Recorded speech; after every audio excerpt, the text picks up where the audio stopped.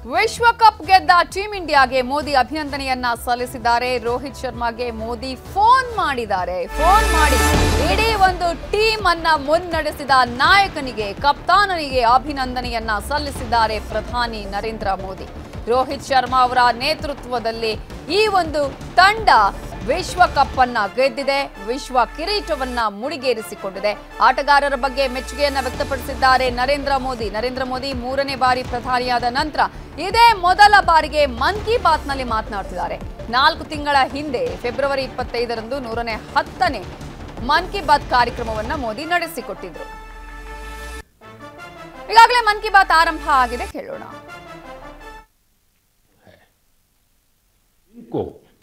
हमारे आदिवासी भाई बहन हूल दिवस के रूप में मनाते हैं। यह दिन वीर सिद्धो कान्हू के अदम्य साहस से जुड़ा है, जिन्होंने विदेशी शासकों के अत्याचार का पुरजोर विरोध किया था। वीर सिद्धो कान्हू ने हजारों संथाली साथियों को एकजुट करके अंग्रेजों का जी जान से मुकाबला किया। और जानते हैं ये कब हुआ था? ये हुआ था 1855 में, यानी ये 1857 में भारत के प्रथम स्वतंत्रता संग्राम से भी 2 साल पहले हुआ था। तब झारखंड के संथाल परगना में हमारे आदिवासी भाई बहनों ने विदेशी शासकों के खिलाफ हथियार उठा लिया था। हमारे संथाली भाई बहनों पर अंग्रेजों ने बहुत सारे अत्याचार किए थे, उन पर कई तरह के प्रतिबंध भी लगा दिए थे।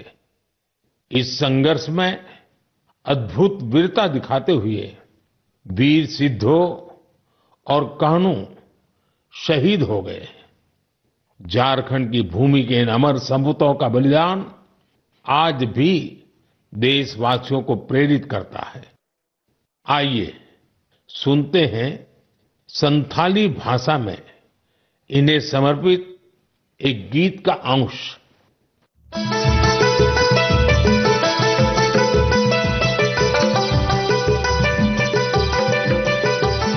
सीधा कानू बोल बुया मनावे 29 जन जहां दिसमरिया मरंग हुंदो संताल उल्का संताल हुंदो आंदोड़लिना इंग्रेज कानून भंगोड़लिना जुमी बंजो एसपीटी एकेला गोइना जंगारे पैगान साड़ी कने झाम जा उनको होले बुया होले होले।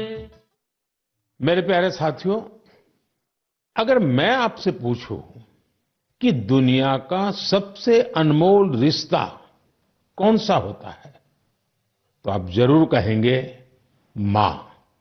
हम सबके जीवन में मां का दर्जा सबसे ऊंचा होता है। मां हर दुख सहकर भी अपने बच्चे का पालन पोषण करती है। हर मां अपने बच्चे पर हर स्नेह लुटाती है।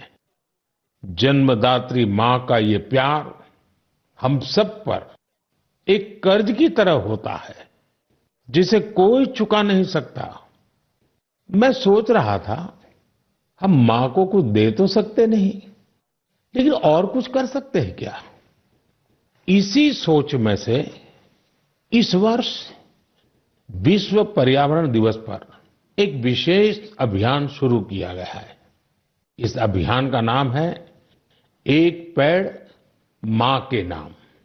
मैंने भी एक पेड़ अपनी मां के नाम लगाया है। मैंने सभी देशवासियों से, दुनिया के सभी देशों के लोगों से ये अपील की है कि अपनी मां के साथ मिलकर या उनके नाम पर एक पेड़ जरूर लगाएं। और मुझे ये देखकर बहुत खुशी है कि मां की स्मृति में या उनके सम्मान में पेड़ लगाने का अभियान तेजी से आगे बढ़ रहा है। लोग अपनी मां के साथ या फिर उनकी फोटो के साथ पेड़ लगाने की तस्वीरों को सोशल मीडिया पर साझा कर रहे हैं।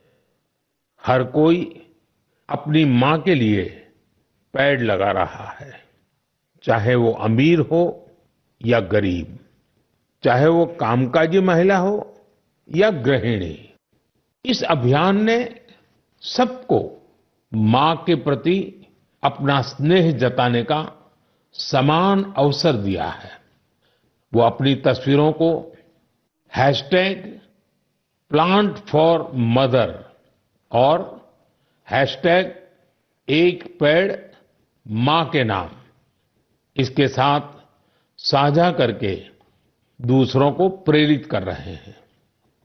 साथियों, इस अभियान का एक और लाभ होगा। धरती भी मां के समान हमारा ख्याल रखती है। धरती मां ही हम सबके जीवन का आधार है। इसलिए हमारा भी कर्तव्य है कि हम धरती मां का भी ख्याल रखें। मां के नाम पेड़ लगाने के अभियान से अपनी मां का सम्मान तो होगा ही होगा, धरती मां की भी रक्षा होगी। पिछले एक दशक में भारत में सबके प्रयास से वन क्षेत्र का अभूतपूर्व विस्तार हुआ है।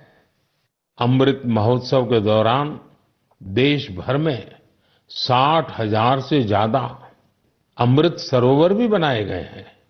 अब हमें ऐसे ही मां के नाम पर पेड़ लगाने के अभियान को गति देनी है। मेरे प्यारे देशवासियों, देश के अलग अलग हिस्सों में मानसून तेजी से अपना रंग बिखेर रहा है और बारिश के इस मौसम में सबके घर में जिस चीज की खोज शुरू हो गई है वो है छाता। मन की बात में आज मैं आपको एक खास तरह के छातों के बारे में बताना चाहता हूं। ये छाते तैयार होते हैं हमारे केरला में। वैसे तो केरला की संस्कृति में छातों का विशेष महत्व है। छाते वहां कई परंपराओं और विधि विधान का अहम हिस्सा होते हैं। लेकिन मैं जिस छाते की बात कर रहा हूं वो है कार्थुम्बी छाते और इन्हें तैयार किया जाता है केरला के अट्टापडी में। ये रंग बिरंगे छाते बहुत शानदार होते हैं और खासियत ये इन छातों को केरला की हमारी आदिवासी बहनें तैयार करती हैं।